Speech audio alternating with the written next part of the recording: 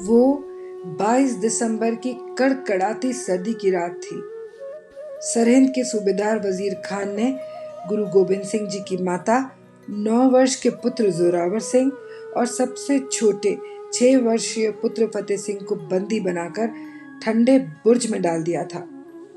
तन पर पहने कपड़ों के अलावा उनसे सब कुछ छीन लिया गया था। ठंड से बचने के लिए ना ही उन्हें कोई कंबल दिया गया, ना भोजन और ना ही पानी। सरसा नदी के पास मुगलों के आक्रमण के समय परिवार से बिछड़े उन नन्हे बालकों के पास अपने माता पिता और भाइयों का कोई समाचार भी नहीं था। उन निडर आंखों में फिर भी एक अद्भुत साहस चमक रहा था। माता गुजरी ने उन्हें अपने आंचल में समेटकर कहा कि धर्म रक्षा का मार्ग कठिन है, पर तुम्हें अपने पिता की तरह धर्म पर अडिग रहना ही होगा। गुरु गोबिंद सिंह जी से हर युद्ध में हारे मुगलों ने उनके किलों की घेराबंदी कर दी थी, ताकि वे विवश होकर आत्मसमर्पण कर दें।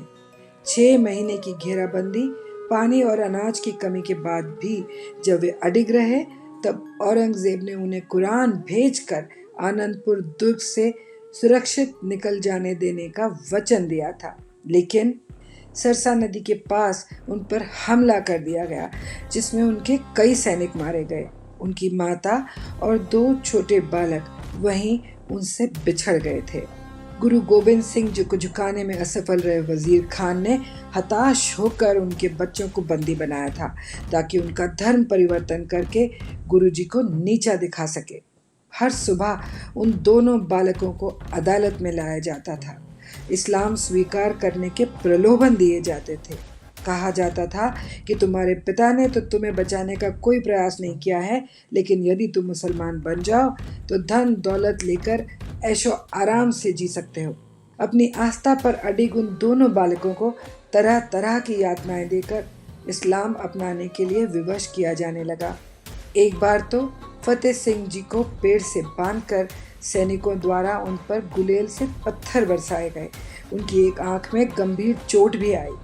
जब उन्हें धर्म परिवर्तन या मृत्यु में से किसी एक को चुनने को कहा गया, तब दोनों वीर बालक निडर होकर गर्व से बोले, हिंदू रहा अमर ही, हम हिंदू ही जिए हैं, हिंदू ही बने रहेंगे।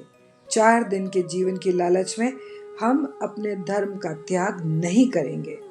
खींचकर वजीर खान ने उन दोनों को जीवित दीवार में चुनवाने के आदेश दे दिए। 26 दिसंबर को जब उन दोनों को दीवार में चुनवाया जा रहा था, तब भी उन दोनों निडर बालकों की आंखों में एक अदम्य चमक थी। उनके अंतिम सांस लेने से पहले अचानक ही दीवार ढह गई। वजीर खान ने तब भी क्रूरता की सभी सीमाएं लांघकर तलवार से उन दोनों के सर कटवा दिए।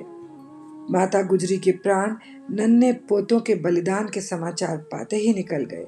सरहिंद की शाही जमीन पर काफिरों के संस्कार नहीं हो सकते, ये कहकर क्रूर मुगलों ने नन्हे धर्मनिष्ठों के अंतिम संस्कार की अनुमति भी नहीं दी।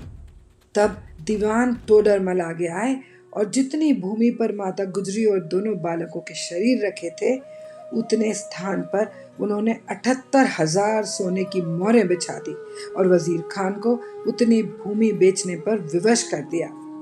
27 दिसंबर को आदर सत्कार के साथ तीनों के अंतिम संस्कार कर दिए गए।